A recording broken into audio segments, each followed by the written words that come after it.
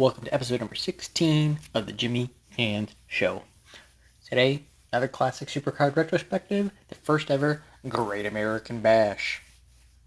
Alright, so Great American Bash 85 was an NWA event promoted by Jim Crockett Promotions. It was actually held on July 6, 1985 from the American Legion Memorial Stadium in Charlotte, North Carolina. The event was broadcast on closed-circuit TV around the southeast United States, and it actually had about 27,000 in attendance live. It was later released on home video in partnership with Pro Wrestling Illustrated. The video release was actually done in somewhat of a news anchor, broadcast, type of presentation. It had Gordon Soley and PWI's Bill Apter introducing kind of each match from behind a news desk. So it was a little, different feel from what we typically know for professional wrestling home releases. They usually just rebroadcast the event however it was aired originally via closed circuit, pay-per-view, television, etc., etc. So interesting variation here. So let's talk a little bit about this event. So basically, seeing the success that Vince and the WWF had with the initial WrestleMania by combining wrestling, music, celebrity, pop culture, etc., etc., Jim Crockett Promotions decided to kind of jump on board, and they actually included a 1-hour concert. It was a concert performed by the artist David Allan Coe. So the event had all the wrestling matches plus a 1-hour concert from David Allan Coe. So there were actually 5 title matches on the event, and the showmanship level for this event was also kicked up by Jim Crockett Promotions with spectacular entrances and everything. So we'll get a little bit more into that as we go along. So for the event itself, the action was called by Tony Schiavone. So let's talk a little bit about the matches here. So the opener saw Cowboy Ron Bass take on the Nature Boy Buddy Landel with his manager James J. Dillon in his corner. So finally we get a super card that doesn't just throw enhancement matches at us out of the gate. Thank you. This feud here was the result of Bass not liking the attention that Dillon was showing to his new signing Landel. This obviously led to a fallout between Dillon and Bass, and thus this matchup. So, as you would expect in a situation like this, there was a lot of outside interference by James J. Dillon in this one. And the crowd was really into this match. They seemed to be popping for everything that Bass did in this one. So it was a really good way to start the evening and the event, even though the match in of itself ended in a draw. Now, it was kind of unclear if it was a time limit draw, if it was just a no contest type of thing, because, they're just kind of brawling around and all of a sudden the bell rings. So I don't know for sure exactly what it was. There was definitely no finish to the match. It was a draw of some type. So, good kind of way to start the night, and then it ended with a little bit of a fizzle. So I'm not real sure, how I feel on that one, all in all. So, next up was the NWA National Tag Team Championship match, pitting the champions, the Minnesota Wrecking Crew, which was comprised of Ole and Arnie Anderson, defending against the Mad Dog Buzz Sawyer and Dick Slater. So there was a hot start to this match as Sawyer and Slater hit the ring and immediately went right at the Andersons. So real hot start, and then as you would expect in a Anderson match, the action was grinded down. The Andersons got control, and typical side headlocks, arm bars, wearing down the opponent, slow pace.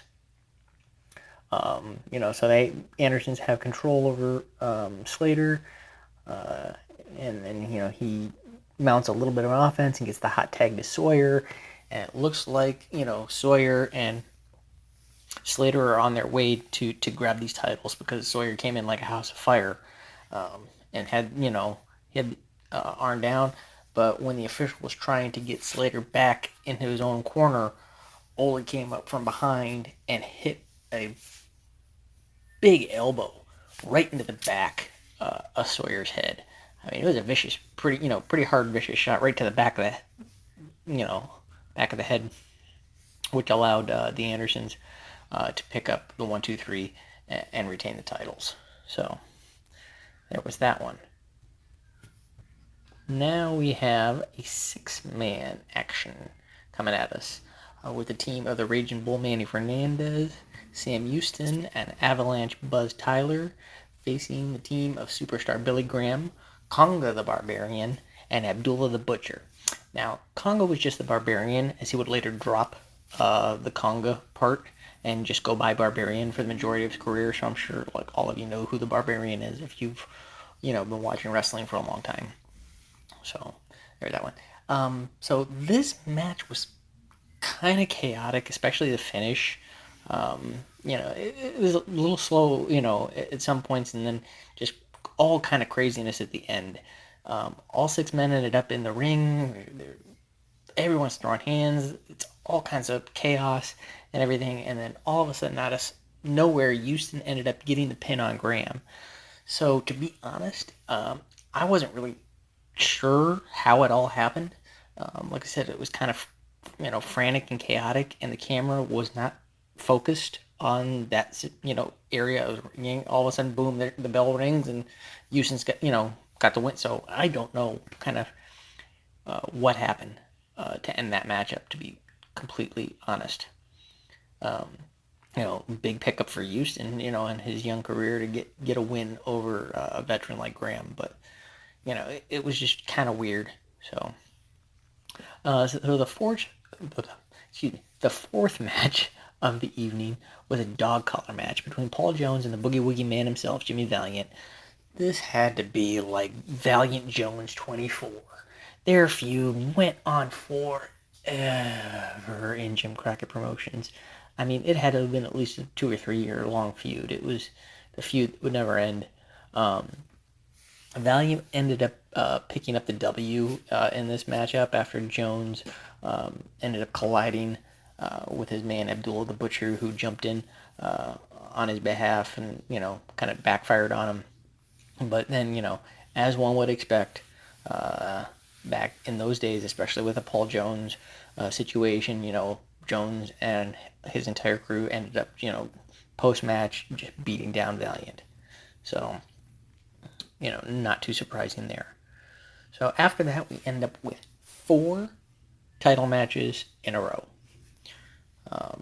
First out of them was the NWA World Tag Team Championship matchup with champions the Russians, represented by Crusher Khrushchev and the Russian Bear Ivan Koloff, defending against the Road Warriors Hawk and Animal, who were accompanied by their manager Paul Ellering. So, interesting side note here is that the Road Warriors were the current AWA World Tag Team Champions at the time. So it was an interpromotion champion versus champion match in 1985, but only one title was on the line. So can you imagine having, something like this happen nowadays? We potentially have like the New Day taking on Hangman Page and Kenny Omega. But, as, would likely happen in today, if something like this would happen, neither promotion want to look weak. So how'd this one end? Double DQ. Is what it is. Way to promise on something and not really deliver. For the NWA United States Championship next, champion Magnum TA, defending against the Ugandan giant Kamala, who was accompanied by his manager Skandar Akbar. This was yet another non-clean finish. It was, Magnum picking up the W via DQ because Akbar interfered. So I just don't understand why we can't ever seem to get clean finishes in Jim Crockett Promotions. It always seems to be some kind of screwy type of finish, to, 70 to 80% of the card. But, hey, what are you going to do? Next up was the NWA World Championship matchup. Champion Nature Boy Ric Flair taking on the Russian Nightmare Nikita Koloff. So, major spectacle here for this matchup with Flair's entrance. As Flair actually would enter via a helicopter, which landed right in the stadium. Also on this one, David Crockett was serving as a special referee, having been attacked by, the Russians previous to the event, which kind of pulled him out of the broadcast booth and into the ring to officiate. So, we'll say that this one kind of had a sloppy, botched-up finish with a quick cut by Crockett. Ugly way to end what was a pretty solid match prior to that, but honestly, this was not the best of the Flair and Nikita matchups that we will see. They end up, clashing again down the road, and I think those subsequent matches were better than this one. But Flair was naturally a bloody mess in this one. I mean, it's a Ric Flair match. What's a Ric Flair match without some bleeding, especially at this point in his career? And again, another post-match heel beatdown on this one. It was so much so that a fan actually jumped into the ring to try and help Flair. So that's how much heat the Russians had in the mid-'80s down in the southeastern United States. The fans were, jumping in thinking it was real. It was crazy. Kayfabe lives. So last but not least, a cage match for the NWA Television Championship that also had the stipulation that the services of Baby Doll were on the line for 30 days. So champion Tully Blanchard, accompanied by Baby Doll, defending his title against the American Dream Dusty Rhodes. It's pretty clear that Dusty had the book here, because this is the second supercard in a row by JCP, with Dusty closing the show. Why is the TV title the final match? Well, I guess it has to do with the cage stipulation. Let's be honest. It makes the most sense to put this cage up at the end and not have to put it up and take it back down. So we'll let that one slide. But it is kind of weird to have your television championship defended after your world championship. But it's a pretty good match, as you would expect between, it's Tully Blanchard and it's Dusty Rhodes. Both guys know how to work. And then the end saw Baby Doll pass Tully a loaded elbow pad. As they've been kind of using that gimmick on TV leading up to this match. But before Tully could actually use it, he was cut off by Dusty, who hit a, pretty wicked pile driver and picked up the 1-2-3, winning the title and the services of Baby Doll for 30 days. Now, post event and everything like this would actually be the angle that would end up leading to a full-fledged face turn for Baby Doll. But, nobody kind of knew that at the time. So that was the first ever bash, and in my opinion, it was really the first modern supercard. Even more than the first Mania, in my real honest opinion. There was something to every match. There were no enhancement matches. There was celebrity involvement, spectacular entrances, stipulation matches, title matches, kind of had a little bit of everything. Which you hadn't seen even with, the first Mania, still had enhancement matches. So this was the first one that didn't even have any enhancement matches. So it was pretty good. Shortfall on this one is the quality of some of the matches, in my opinion.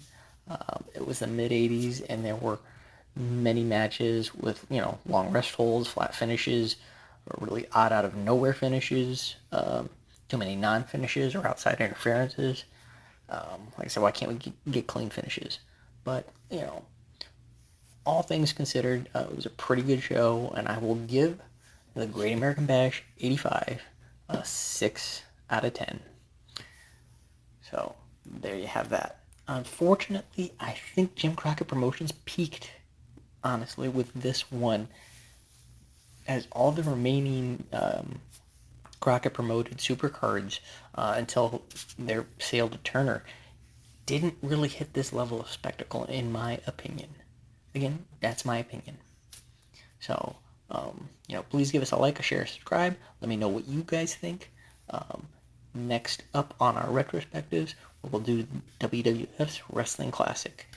So, take care, everyone, and I will see you when I see you.